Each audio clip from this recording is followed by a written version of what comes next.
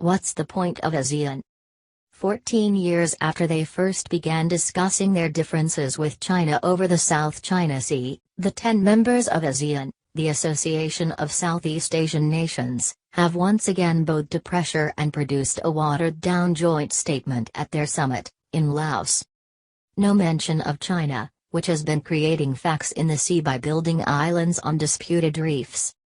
No mention of the recent ruling at the Permanent Court of Arbitration in The Hague that China had no historic rights over the area. Once again, it was the smaller ASEAN members under China's thumb, Cambodia, and host nation Laos, that were the weak link in the bloc's efforts to stand up to its giant neighbor. ASEAN avoids criticizing China overseas. And so, once again, the question pops up, what is the point of an ASEAN so crippled by its consensus-based decision-making that it rarely makes any decisions at all? Many years ago I put this question to Singapore's then Trade Minister George Yeo.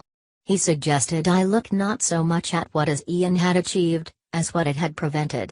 An impoverished, war-torn region caught up in the hottest of Cold War conflicts was, he said, turned into a zone of peace and prosperity. By diffusing disputes through the ASEAN way of meetings, seeking consensus and forswearing any interference in one another's internal affairs, the economies of Southeast Asia were able to tap into the global supply chain and start their impressive growth. What is ASEAN?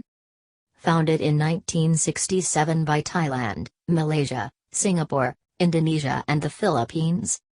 Later expanded to include Brunei, Vietnam, Cambodia, Laos, and Myanmar. Purpose is to promote cooperation and collaboration between member states, peace and stability, economic integration and growth, and an ASEAN community. Works on principles of consultation and consensus, non-interference, non-confrontation and the peaceful settlement of disputes. ASEAN Secretariat is based in Jakarta, Indonesia. ASEAN's proudest achievements are its role in ending the Cambodian Civil War and bringing the three Indo-Chinese countries into its fold in the 1990s, and its patience, in the face of Western criticism, with Myanmar's military leaders as they shuffled in the direction of democratic reform. But the association's weaknesses have been cruelly exposed by China. There is no mechanism to ensure solidarity in ASEAN, just a seemingly endless series of meetings, more than 1,000 every year, in which backroom diplomacy can undo a hard-won consensus decision in minutes.